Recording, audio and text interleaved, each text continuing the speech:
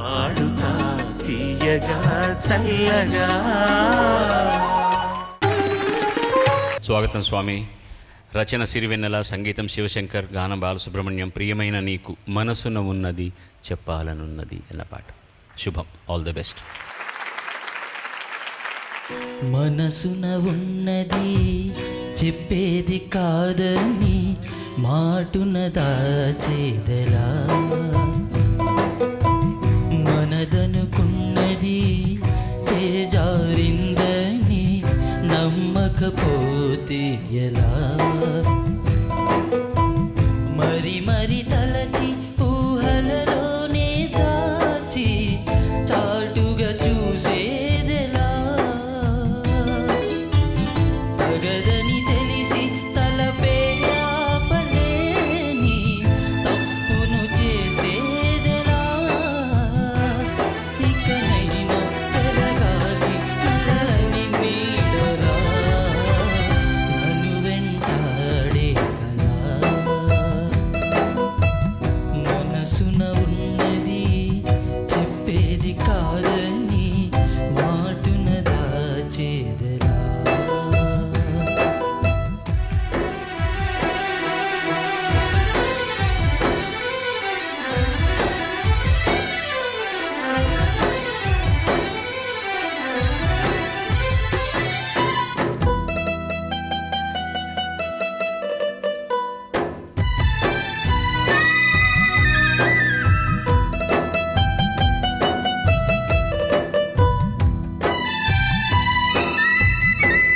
నేల కందించి ఆకాశగంగని నింగి గుండెల్లో నలుపు కడగని కురిసే చల్లని వాన జల్లుతో కళ్ళ ముందున్న సత్యాన్ని చూపని రెప్పచాటున నిదుర కరగని ఉబికే వెచ్చని కన్నీళ్ళతో అందిస్తున్నా నా ప్రియమైన నీకు అక్షింతలుగా నా ప్రతి ఆశని, కలకాలం ఈ నవ్వే నిన్ను నడిపించని, నన్ను వెంటాడే కలా,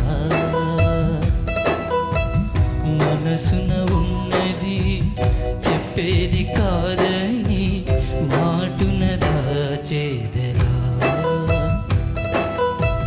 మనదనుకున్నది చేజారిందని నమ్మకపోతే ఎలా,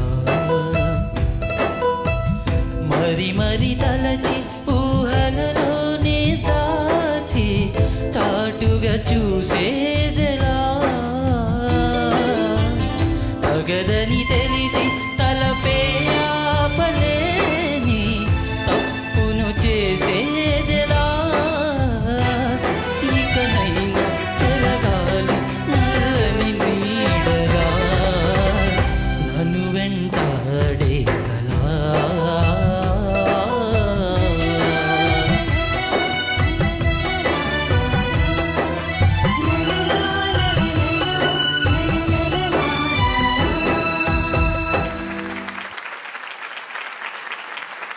నరసింహస్వామి ఈ పాటని, ఈ సంగతులు ఉన్నాయి చూసావా, first second line Lali Lali Lali రా నన్ను వెంటాడే అతడిని నానా తలెలాలి లాలి, మరి మరి తలచి ఊహలలోనే దాచి చాటుగా చూసేదెలా,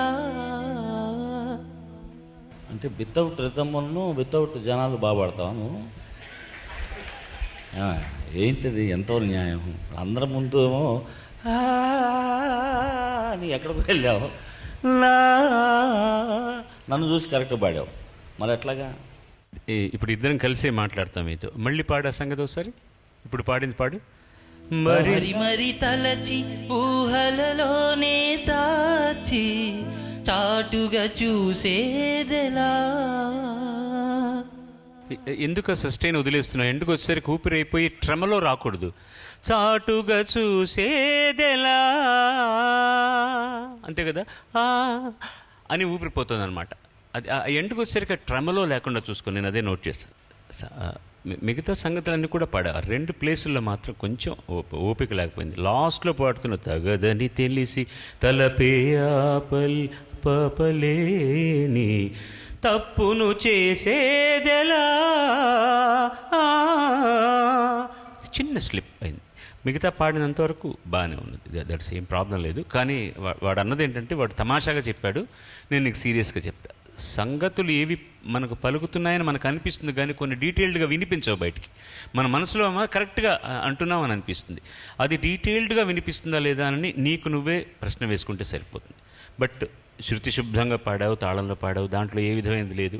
వాడు అడిగినట్టు పేతాస్లో నువ్వు కూడా ఎంత కావాలో అంతే వెళ్ళావు. ఒక్కోసారి ఎక్కువైపోయినా కష్టమే. చివరికి వచ్చేసరికి ఎనర్జీ లెవెల్ తగ్గితేనే వాయిస్లో వణుకొస్తుంది. అది లేకుండా చూసుకో. శుభం. పాడుతా తీయగా చల్లగా